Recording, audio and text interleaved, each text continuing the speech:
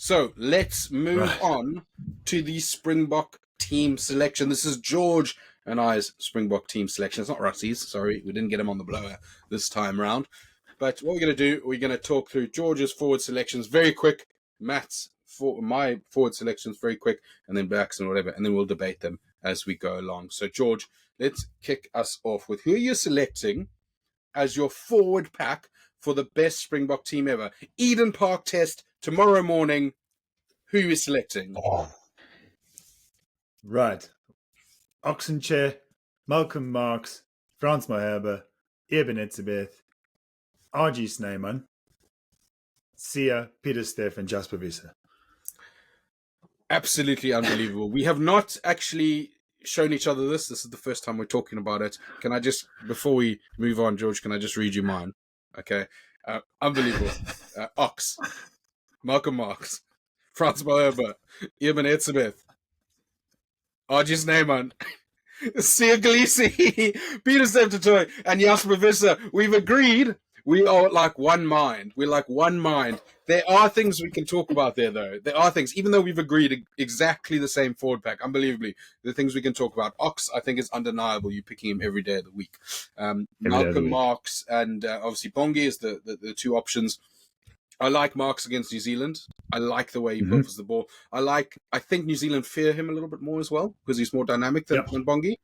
And I don't mind a little bit of a wrecking ball like Bongi potentially coming off the bench, but we'll look at that a little bit later. Frans Malherbe, you saw what he did to Ox in the Stormers Sharks game. So let's be absolutely clear that Frans Malherbe is the best prop in the world. It's the best prop in the world. He has to be. Yeah. That injury, the layoff, a few weeks off, must have revitalized. He's always been in our conversation, best tight end in the world, but flipping hell. Yeah, unbelievable. He absolutely folded up Ox. And maybe Ox had a bad day, but he folded him up. I think it was about 4 or 5 scrum penalties that he helped force. Eben Etzebeth, there's no need to really discuss Eben's selection. But RG Snyman's an interesting one. He's been playing so well for Leinster. He's been playing so well for South Africa. He's finally graduated from that bomb squad, which he loved playing so much and he was so good at. Whereas, he's been injury-free. He's been starting games, he's been playing really well, and that guy is petrifying to have on a pitch. And if you're going to have somebody scary, have them against New Zealand. Yeah, and I think this is a big talking point because he is, as you said, he's a bomb squad member, but you can't not start him. He's so good. And I know it's an 80-minute game, so I get it. We don't win it in the first 50, but you can sure set it up well with a guy like him. Yes, sir. Oh, yeah. 100%. So, yeah. Man, and then going on the rest of the back row, Sia, Peter Steff, I don't think you've got any arguments there, have you, George? There's not. No. This is an interesting one because he is getting better, but there are other people knocking on the door. I think just how solid he is, how if he has a couple of good games against Italy, potentially just warming him up, and he starts the rugby championship well, he's probably our best bet against New Zealand in particular, just with his abrasiveness. Yeah. Okay. Well, let's move on to the backs then, George. How about I go first this time, just in case we've got that you go first. Let's see. With exactly the same. So here we go. Again, we've not discussed this beforehand. You're on the edge of your seats, ladies and gentlemen. I know, but who are we going to select? Number 9. I've gone for Grant Williams. I think Grant Williams is our form number 9. I think he is the best athlete number 9 we have. He's got wheels for days. We selected him to start against England at Twickenham, the all-important game of the tour. People were talking up the Scotland game. It was a non-issue. I don't think Rassie saw it as much of an issue. The England game, despite their track record, the pedigree, the ability to play at Twickenham, that was the toughest game. And Rassie selected him. And he smashed it. So that's no offence to any other 9 we've got. We've got great 9s at the moment. But Grant Williams, I want to see. Sorry, I shouldn't be debating it. I should be just reading all of them. So we'll go through now. 10 Pollard, 11 Aronsa, 12 Damon Linda, 13 Creel, 14 Colby, 15 Damon Willemse. George, over to you. Right. George, over to you. So we've got a couple of differences here. So that's good. We've got a couple of talking points. I agree with you on Grant Williams. So I got Grant Williams. Got Sasha at 10. Okay. Sasha Feinberg, Ngoma Zulu. Then Curly answered Damien Dallender, Jesse Krill, Chesy at 14. And I've got Apalele Fassi at 15. What a wonderful conundrum we have, where 15 and 10 have always been our talking points for the last probably 10 years, where we need maybe more players in that position. And all of a sudden, we have genuine ability to pick probably 2 or 3 players in each one. Grant Williams, I spoke about. I got obsessed with him straight away. I vomited out my info on him.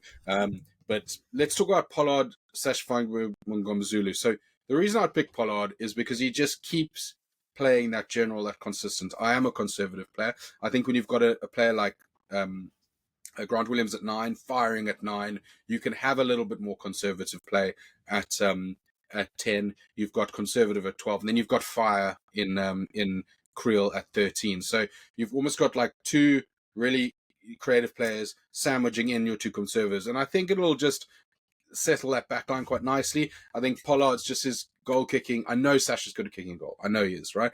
Yeah. Pollard is the Iceman. This weekend, I mean, he drew the game in overtime off the pole. It took him against Harlequins, the big game 16. He's just, for me, he's our best 10. Okay, so I mean, I can't not agree with you on that because he is. But my reason for picking Sasha is obviously we all know how brilliant he is. But I'm thinking we're 2 years, well, this year now, we are 2.5 years away, let's say, from the next World Cup. Sasha's quite young. I think he's 22 or something, 22. We need to get him battle hardened because he's obviously clearly very injury prone. I'm not dissing him, but we need him because he is going to be the Bok future 10, without a doubt. And the Kiwis are scared of him. To my madness. The Kiwis, I mean, they always talk about how he's like basically a Kiwi player. He's the Bok player who plays rugby like a New Zealander. I mean, that's their biggest fear. If South Africa start playing like New Zealanders with our strengths and add New Zealand's flair, that's their biggest fear. So I get why you'd want to select him. I really do. And he's 2-0 against New Zealand, so he doesn't fear them. Yep. No. But you know, you haven't changed my mind. Let's put it that way. You haven't changed my mind. But Arendse, Damien Dallender, Creel, pretty set. Colby, pretty set. We don't have to go over that ad nauseum. But 15, you've chosen Apalele Fassi, the incumbent, the guy who stepped up this year. Everyone's loved to see it. He's massive. He's plays with a smile on his face. He's electric. I've gone for Damian Willemse. Somewhat forgotten through injury this year. He's on his way back. But let's not forget, he was a starter in the Rugby World Cup Final 2023. Absolutely smashed it in that campaign. He's a dynamic playmaker. He is brilliant at 12 and okay at 10. He's amazing at 15. And I just think I can't select a team, if he's healthy, without him. And that's no offense to Fassi, who I absolutely love. And this is a conundrum because I've picked Fassi purely just, and we probably should have said this earlier, but this is just like a team, no injuries. This is a wish list, right? It's a wish list, yeah. I've just picked Fassi because he's been so consistent, and I think, and we've said it before, a good few months ago, that I think it's his jersey to lose. Yeah. But I mean, if either of them started at 15, you can't be unhappy. You cannot be unhappy if either of them started at 15. But I'm now that I've mentioned that you've slightly changed my mind, and I would like yes, I would want. No. I've done it. You're killing me, poor Fassi. Fassi Airlines, Ministry of Apalele Fassi. I'm keeping weekend special. Damien Willemse he's got time as well. I'm keeping my team. Yeah, absolutely. Look, it's a lovely conundrum to have. You've got 2 players who are absolutely fantastic. So happy to have either of them there, to be honest. Let's go on to the bomb squad, the backs. The bench. George, you want to throw me out your bench? I think there'll be a couple of differences here. Right. There probably will be. So I've gone Bongi, Gerard Steenekamp, Thomas de Toy, Franco Mostert, Quagga Smith, Cameron Anakom. So I've gone 6-2. Jaden Hendrickse, and then Andre Pollard. If I went 5-3, I'm not going to say it. But No, anyway, what are no. yours? So I've gone 5-3. Okay. I should have done 5-3. I think the bomb squad is the 8-2 split is possibly the allure of it is The possibly 60, fading. The 60, sorry, split is possibly fading. We never quite got to the 8-0, but I think 5-3 in New Zealand when they're going to run us around might be sensible to have. Now we talked about no injuries here, okay? So we talked about it doesn't matter if they're injured or not. I've chosen Bongi as well. I've chosen Steven Kitsoff because I believe he says he's coming back. I believe he will come back, and I will believe he will be the bionic man with the bionic neck, and he'll be fine. If he's not fine, I've got Slash Gerard Sidekamp. Okay? So don't go at me too hard in the comments. Then I've got Wilco Low, who I thought was phenomenal on tour. He's been the linchpin of the Bulls, and he's just such a great kind of specimen to have on the field. He's huge. He's monstrous. I think against Thomas the Tank. Thomas the Tank sometimes I feel maybe is a bit nice for a rugby pitch. Wilco Low looks a bit angry on the rugby pitch. So maybe that's just swung me the other way. Then I've gone Franco Mostert as backup to Lock. I've got Ulrich Low, and then I've got onto the bench. A little bit of a controversial one, possibly here. I've gone Faf de Klerk. Possibly would be a better starter than off the bench, but just someone who can rein things back if needs be. The last 10 minutes, just play a little bit more conservative, better kicking game than Grant Williams if we need to play that kind of way. Lucanio to come in the centres, give a little bit of flair. I liked him off the bench against England, and I really struggled not selecting him in the team, so I had to squeeze him in there. And at 23, Sasha Feinberg, Montgomery Zulu, to come in and save the day if needs be. But yeah, let's talk about it. I'm gonna say you've kicked out the best bench player in world rugby. Terrible. Kwagga Smith. You don't have Kwagga Smith. Terrible. I know. I'm trying to make you feel really bad because he is. Every team in the world would want him on their bench. Damn you. You know what? I forgot about Kwagga. Oh no, Faf, you're out. You're out, Faf, you're done. You're done. You're gone. It's an 8-2 split. And it's quite. I forgot about Kwagga. Oh my god, it must be the bubble house from New Year's last night. Oh my god, what have I done? But hey, it's because on my side, yeah, I think it happens to the best of us. Some of us drink brandy wrong, and some of us forget Kwagga Smith. Kwagga, we love you, but absolutely, and he can play number 9 if needs be. He's a 7s player. Yeah, he can play 9. The thing is now with you getting rid of him, you getting rid of Faf, you just shift Colby to 9, and exactly. Sasha can play wing. He can play wherever he wants, baby. Exactly. Grant Williams also can play 80 minutes of rugby. It's fine. But let's talk about the main differences. Let's talk about the main differences there. We've got Steenekamp and Kitsoff. I like Steenekamp how he plays. I think Kitsoff, if he's at his potential best, if he can get back to that, I think he's the guy. Wilco Low versus who did you pick? Thomas du Toit, yeah. I've always got a soft space in my heart for Thomas du Toit because I just feel he deserves more Bok game time. And I've said it a number of times, he can play both, loose-head and tight-head. He's the best prop in England. He's not hard. You can't. Yeah, that's what she said. So, yeah, it's. But Wilco Low, I think he was immense on the end of year 2. When he got to play, I think he played. Did he only play one? He played 2. How many games? He played 1 and a bit. 2 games. 1 and a bit. Yeah, 1 plus tax. But he was incredible, and he's potentially the person to take over from France Maher because I think France is still fairly young. He's like 33. But Wilco Low France is going to be one of those oaks that is like he's going to be the Springbok version of Brock Harris, dude. He's just like 40. He's like 41, like hanging out. And he's like, "Can you still scrum?" Yeah. Rusty's asking him. Rusty's also like 80 years old, and he's like, "France, can you still run?" Yeah, it'll be fine. Can you play 20? Yeah. Yeah, look, I wouldn't be upset with Thomas du Toit again. I liked him being back in the mix, but Wilco Low, I just think has an edge at the moment. Then who did you have? Remind me at 19. I had mustard like you, Mustard so as well. same. Classic. And then, but I had honeycomb, and you had Aurich. So talk me through that, because genuinely, I like Honeycomb. I think he's a great player, but surely Wilco Low has proved. Surely Aurich Low has proved he's the next Bok, whatever, right? Yeah, I'm just maybe I'm just trying to be controversial. I don't know, but I think Cameron Honeycomb, look, he got a little bit of a chance at the end of the year against Wales. So by the time we play in Eden Park, he'll have, if he plays every single game, he'll have like what, 4 or 5 caps? 4 caps, yeah. So that's quite a big. But so did other players with his quality, I think. Yeah. Maybe. I think you've got to give him a go. But I also love Aurich Low. We got too many bloody good players. What do we do? Mm-hmm. We're screwed. Yeah.